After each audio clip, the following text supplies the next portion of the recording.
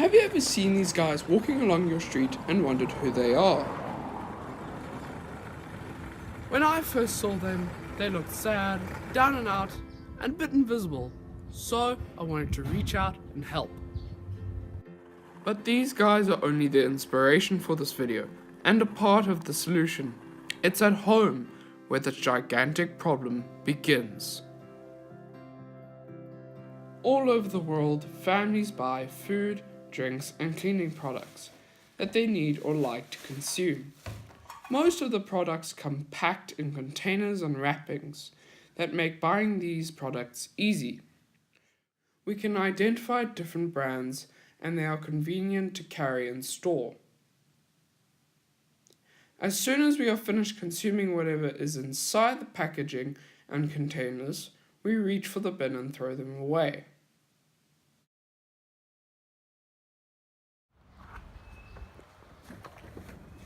But where does it all go?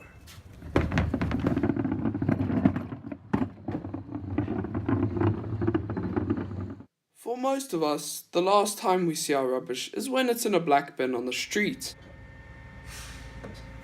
But if we follow the trucks that take it away, this is where they'll lead us.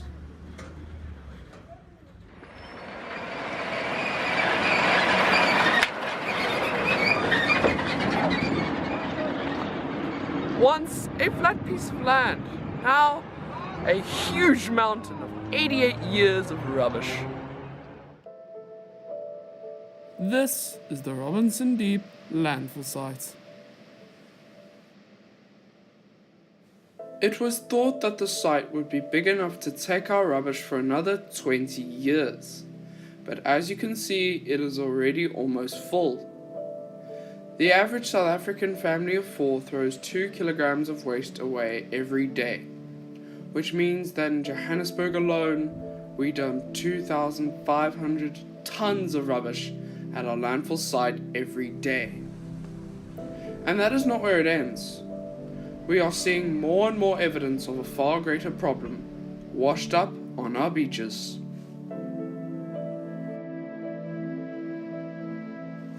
We dump 70 million tons of waste into the ocean every year.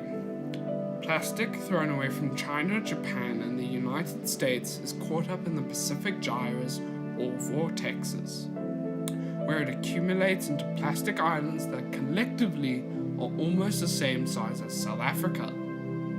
It is difficult to be certain how big this plastic soup actually is, as not all of it is visible on the surface. But we do know that most of these garbage islands are made up of discarded plastic shopping bags, which are blown off the land or thrown into the sea. There is an island in the Pacific Ocean called Midway Atoll. It is the home to the Laysan albatross. Every year, more and more albatross parents are mistaking plastic for food and are feeding it to their chicks, with disastrous consequences. Plastic is not biodegradable, but it breaks up into smaller and smaller pieces that are deadly to all creatures that eat them. Fish and marine animals are also consuming more and more microplastics, which become part of their bodies. Plastic toxins are therefore already being passed up through the food chain. We have to ask ourselves,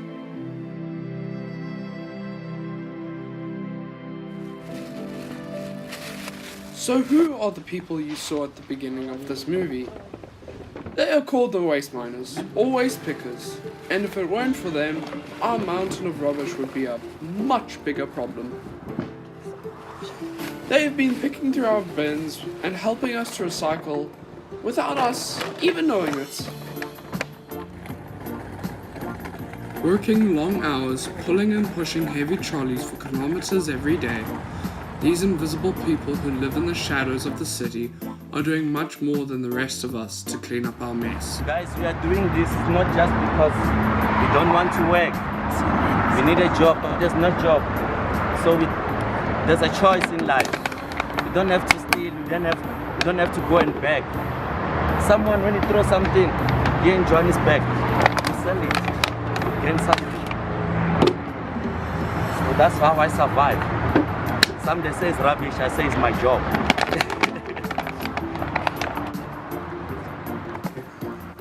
Richard has been surviving like this for 5 years. He is sorting out his recyclables as he gets paid different amounts for different products. There are many types of plastics and not all of them are recyclable. We have this one, we call it PETs. These are bottles, containers and food trays that are made from clear plastic. And then we also have the one, we call it HD. HD, there's a different kinds of HD. These are colored plastics, like milk bottles, detergent bottles, bottle tops, and shopping bags. And there is also PP. All you have to do is to get to know your recyclables. Learn to identify your different recycling signs and check before you throw it away.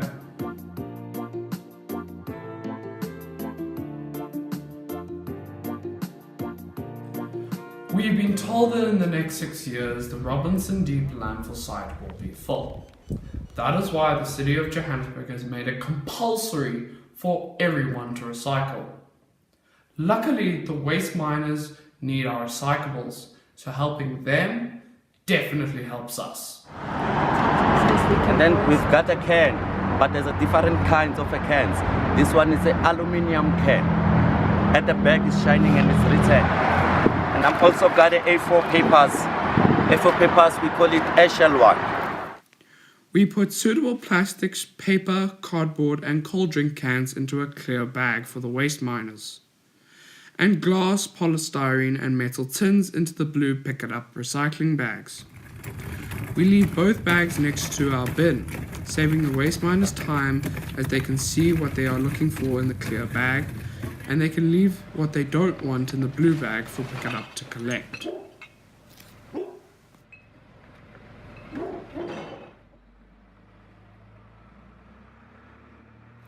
But in the long term, we are going to have to do much more than this. We simply cannot afford to keep throwing everything away. Wherever possible, we need to find ways to limit our waste. Try not to buy anything that you know you are just going to use once. Choose shopping bags, water bottles, takeaway cups, containers, pretty much anything that you can use over and over again. Be more like this guy and these families who hardly ever use any products in packaging. And at school, choose to use the recycling bins. Put the right thing in the right bin. Help our school so that we can send less rubbish off to the landfill sites.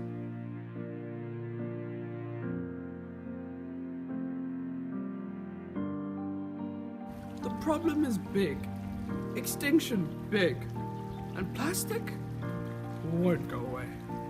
When we and all other living creatures on this planet start to die out, the only thing that will be left on this world will be rubbish.